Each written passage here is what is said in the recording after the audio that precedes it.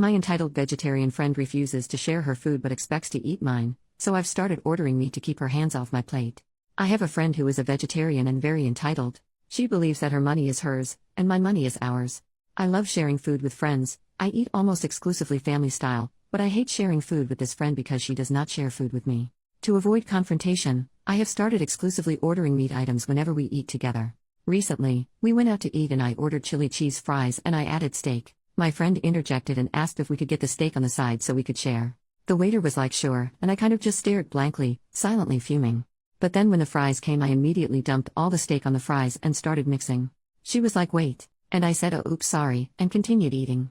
She said she would have ordered more food if we weren't sharing, and I said well then order it. But she didn't because she was trying to save money. She ate her sad salad and kind of passive-aggressively said man I wish I had some fries with this too. I ignored the tone and just responded cheerily, you should get some, they're good.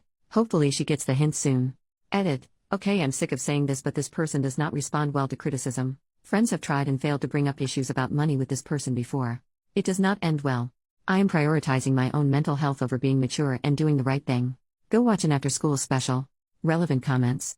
Commenter, genuine question, has anyone ever expressed that it annoys them when she does this? Sometimes people don't realize they're being annoying. If you haven't already, I would try to set the boundary that you don't mind sharing food if she also shares food. Tell her that you understand she needs to save money, but that it doesn't mean that you can afford her to keep eating your food too. If she doesn't take it well, that's a sign to distance yourself. If she apologizes and works on it, it could be genuine ignorance. OP, yes there have been multiple attempts at boundary setting in the past all the way from when we were little. That is when I learned that most people would rather keep the peace by placating the dramatic person rather than hold the dramatic person accountable. She is manipulative. There was a whole issue at prom where she didn't pay her share for the limo, the kid who did would not let her on, she cried, the kid's parents felt bad and covered for her and made the kid apologize. She always has a sob story, she is always the victim. I have even offered her to apply for a job in the past where I worked as a busser, because I too thought she just needed help before my eyes were opened. She said to my face, I could never bus tables, is there a host position open? This isn't her only thing, she is manipulative and selfish in every single way. Some people see it, some people don't, and until everyone sees it, I'm not going to be the hero that calls her out on it. Update 2 months later, long story short, I'm no longer friends with Mooch. Another instance happened that was the catalyst for me, but I didn't make a dramatic show of anything, I just slowly stopped going on outings where Mooch was invited. All of my friends seemed to think Mooch isn't that bad so they weren't really wanting to ice her out for me which is totally understandable. But this unfortunately means I stopped hanging out with most of my friends. That is until last week. My friends had planned a short spring break trip to Mexico. I didn't go because Mooch was invited. I even warned them that Mooch was going to make it miserable but no one listens to me. And shocker to everyone except for me, the trip was awful. She didn't pay for a single thing. She still owes people her portion of the Airbnb and gas money for the drive. Additionally, she had a sour mood any time plans didn't go her way.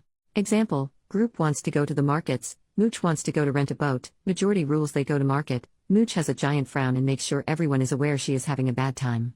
One night everyone went clubbing. She got tired and wanted to go home, but no one wanted to go with her.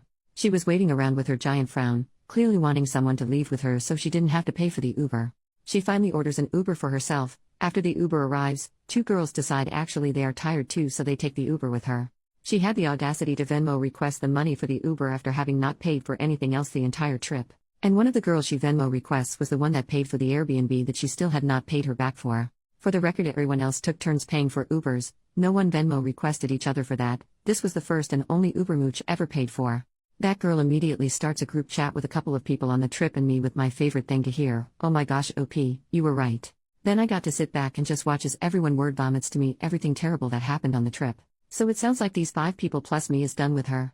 Not sure how the rest of the group feels, but at least I have 5 people I can hang out with regularly again. OP responds to a comment saying that the chili fries wasn't even her actual final straw. My final straw was actually when I was her ride to a group activity. Right before I was about to leave, my mom decided to pick a fight with me about my room being a mess. When my mom and I fight, she can be kind of mean, so I was sobbing. And my friends know this. I texted my friends that I couldn't come anymore because my mom grounded me. Mooch said but you were my ride. And I asked the group if someone else can pick her up. Everyone else lives kind of far and no one wants to go out of their way to pick Mooch up. She calls me and asks that if I can't come hang out can I at least come pick her up, drop her off at the hangout location and then pick her up again at the end of the night. She even said I feel like your mom would understand, you made the commitment to drive me.